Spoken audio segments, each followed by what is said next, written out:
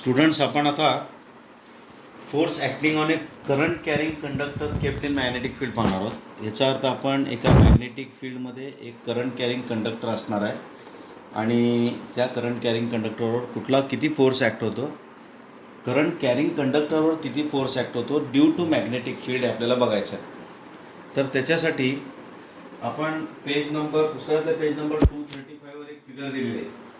तर त्या फिगरमध्ये त्यांनी मॅग्नेटिक फील्ड असं दाखवलं आहे, म्हणजे ह्या रिजनमध्ये मॅग्नेटिक फील्ड आहे. असं हा जो भाग आहे याच्यामध्ये मॅग्नेटिक फील्ड आहे आणि असे त्यांनी सर्कल्स दाखवले आहेत आणि डॉट्स दाखवले आहेत. तुम्हाला माहिती आहे सर्कल आणि डॉट याचा अर्थ मॅग्नेटिक फील्डची डायरेक्शन या प्लेनला परपेंडिक्युलर असते आणि आउटवर्ड असते. प्लेनला परपेंडिक्युलर आणि आउटवर्ड मॅग्नेटिक फील्ड जर असेल तर या पद्धतीने आपण दाखवतो. प्लेनला परपेंडिक्युलर आणि इनवर्ड असेल तर आपण मॅग्नेटिक फील्ड असं दाखवतो. म्हणजे हा मॅग्नेटिक फील्ड असा असतो, ह्या बोर्डच्या प्लेनला परपेंडिक्युलर आणि आतमध्ये इथं मॅग्नेटिक फील्ड असं बाहेर आहे. म्हणजे this is the direction of magnetic field. म्हणजे direction of magnetic field is toward the reader. म्हणजे आपल्याकडे आहे मॅग्नेटिक फील्डची डायरेक्शन अशी आहे. आणि त्या मॅग्नेटिक फील्डमध्ये आपण एक कंडक्टर ठेवणार आहोत. असा आपण समजा कंडक्टर ठेवला आहे. हा कंडक्टर आपण थोडा मोठा करून बघतोय, असा ब्रॉड करून बघतोय. तर this is conductor of length L. समजा हा मॅग्नेटिक फील्ड एल इतक्या लेंथवर पसरला आहे, असा म्हणजे एवढ्या रिजनमध्ये आहे आणि असं त्याची डायरेक्शन बाहेर आहे. आणि आपण कंडक्टर असा मध्ये ठेवला आहे आणि करंटची दिशाही घेतली आहे. म्हणजे कंडक्टरमधून करंट असा फ्लो होत आहे. This is the direction of current. आपल्याला माहिती आहे डायरेक्शन ऑफ कन्व्हेन्शनल करंट आपण घेतो, याचा अर्थ इलेक्ट्रॉन इकडून इकडे जात असतात. करंट जेव्हा इकडून इकडं फ्लो होतो तेव्हा इलेक्ट्रॉनची डायरेक्शन इकडं असते. म्हणजे इलेक्ट्रॉनची जी ड्रिफ्ट वेलॉसिटीची डायरेक्शन आहे ती या दिशेने आहे. व्ही डी म्हणजे ड्रिफ्ट वेलॉसिटी असं घेऊ आपण. आपल्याला माहीत आहे, आपण मागच्या वर्षी शिकलो, जेव्हा आपण इलेक्ट्रिक फील्डमध्ये जेव्हा आपण एखाद्या कंडक्टरमधून करंट फ्लो करतो, म्हणजे त्याच्या दोन एंड्सला बॅटरी जोडतो, तेव्हा आतमध्ये इलेक्ट्रिक फील्ड क्रिएट होतं आणि त्या इलेक्ट्रिक फील्डच्या अपोजिट डायरेक्शनमध्ये इलेक्ट्रॉन्स फ्लो होत असतात आणि त्यांची एक विशिष्ट अशी वेलॉसिटी असते, त्याला आपण ड्रिफ्ट वेलॉसिटी असं म्हणतो. आणि ती ड्रिफ्ट वेलॉसिटी 10⁻³ 10⁻⁴ मीटर पर सेकंड इतकी कमी असते. परंतु सगळेच्या सगळे इलेक्ट्रॉन एका दिशेने जात असल्यामुळं maximum number of electrons are moving in the same direction, so current is large असं आपण म्हणतो. ह्याच्यामध्ये काय केलं आपण, ऑलरेडी करंट फ्लोईंग कंडक्टर आहे. Current is moving in this direction, so electrons are moving in this direction. That current carrying conductor is kept in magnetic field, external uniform magnetic field. हा uniform असा magnetic field आहे आणि याची direction इकडं आहे. म्हणजे direction of magnetic field अशी आहे आणि डायरेक्शन ऑफ करंट असा आहे.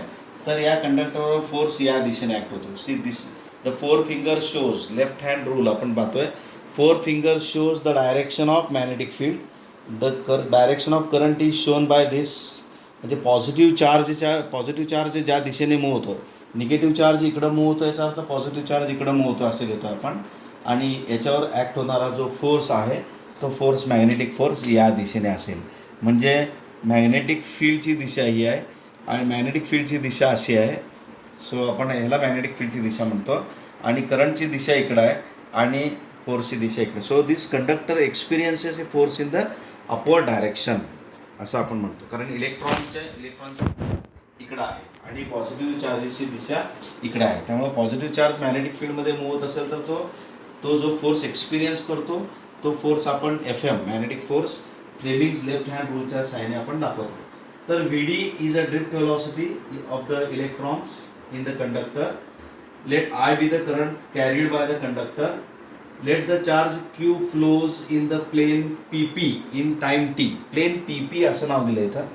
म्हणजे हा प्लेन आहे, प्लेन PP असं आपण इथं नाव दिलं आणि हा प्लेन PP मध्ये चार्ज Q फ्लोईंग अक्रॉस आहे आणि इन टाईम टी मध्ये किती चार्ज फ्लो होतो आपल्याला माहित आहे. Charge Q is equal to I into T. Current I असेल, टाईम टी मध्ये फ्लो होत असेल तर तिथनं किती चार्ज फ्लो होतोय, Q is equal to I into T. कारण करंट म्हणजे rate of flow of charge आहे. Rate of flow of charge is current. So Q is equal to IT येतं. परंतु टाईम म्हणजे काय, डिस्टन्स अपॉन स्पीड हे आपल्याला माहीत आहे. डिस्टन्स किती ट्रॅव्हल करायचं आहे, त्याला लेंथ ऑफ कंडक्टर इतकं डिस्टन्स ट्रॅव्हल करायचं आहे आणि किती स्पीडने ट्रॅव्हल करायचं आहे, VD म्हणजे ड्रिफ्ट वेलॉसिटी इतक्या स्पीडने तो करंट ट्रॅव्हल करतो. इलेक्ट्रॉन्स ड्रिफ्ट व्हेलॉसिटी इतक्या व्हेलॉसिटीने जात आहेत. So Q is equal to I into टीची जी व्हॅल्यू आहे एल अपॉन व्ही डी आपण इथं पुट करूया. सो क्यूचं फॉर्म्युला काय आला बघा, I as it is, T म्हणजे L by V D. So Q is equal to I L into upon V D असा फॉर्म्युला आला. आता आपल्याला माहिती आहे magnetic force F M on this charge, या चार्जवर magnetic force F M, magnetic फोर्सचा फॉर्म्युला काय, F M is equal to Q into V D cross B असा फॉर्म्युला आहे. म्हणजे the force experience by charge Wien it is moving with velocity V in a magnetic field B is given by this formula. This formula we already studied, आपण already हा formula study केलेला आहे. तर एवढा force F M is equal to Q into V D cross B इतका force act होतो. So क्यूची value जर आपण ठेवली तिथं, क्यूची व्हॅल्यू किती आहे बघा, I L upon V D into bracket काय येतं, व्ही डी क्रॉस बी असं येतं. आता आपल्याला माहिती आहे ए क्रॉस बी म्हणजे ए क्रॉस बीचं याचं मॅग्निट्यूड जर काढायचं म्हटलं, फोर्सचं मॅग्निट्यूड जर आपण काढलं तर I L upon V D into V D B sine theta असा फॉर्म्युला येतो. So V D into B into sine theta असा फॉर्म्युला येतो इंटू एन कॅप. असं आपण N cap is the unit vector, N cap is the unit vector along the direction of this force, because n cap will be perpendicular to the plane containing magnetic induction and the direction of current आणि magnetic induction याला fm perpendicular असतो. त्यामुळे हा n cap जो घेतो आपण तो unit vector along fm असतो, हे लक्षात घ्या. मग आता आपण fm चं मॅग्निट्यूड किती लिहू शकतो. So magnitude of fm is equal to magnitude of F M किंवा F M is equal to vector फॉर्ममध्ये जरी लिहिला आपण I L upon V D into V D B sine theta into N cap. V D gets cancelled, so we get the formula F M is equal to I L B sine theta. Magnitude of the magnetic force I L B sine theta इतकं येतं. Magnitude of the magnetic force comes out to be IL.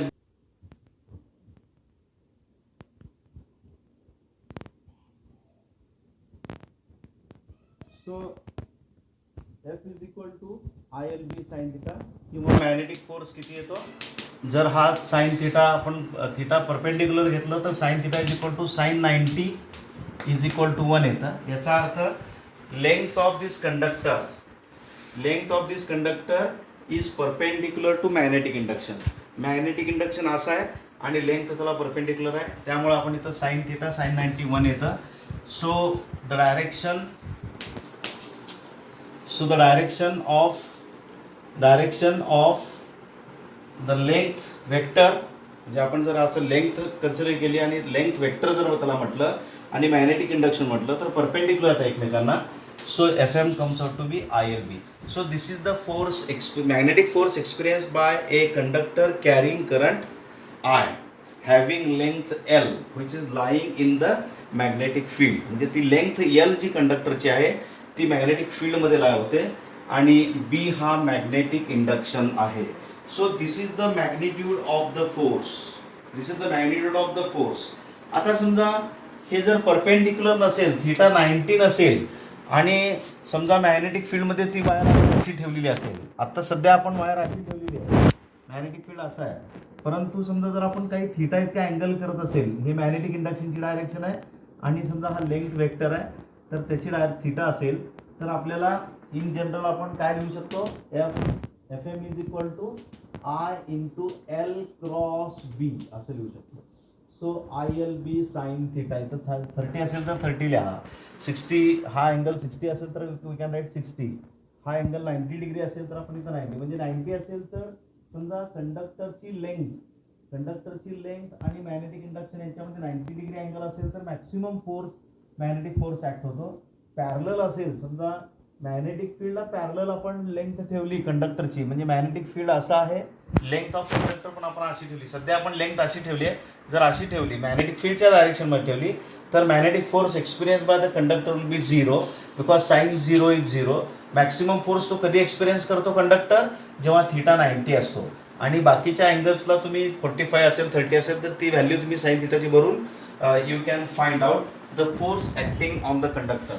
So lastly what we got, the expression for magnetic force experienced by a conductor kept in external magnetic field of induction B comes out to be Fm is equal to I into L cross B or ILB sin theta. So this is the expression for a force experienced, magnetic force experienced by a conductor kept in external magnetic field. Okay, so बंद कर, एक minute चालू ना.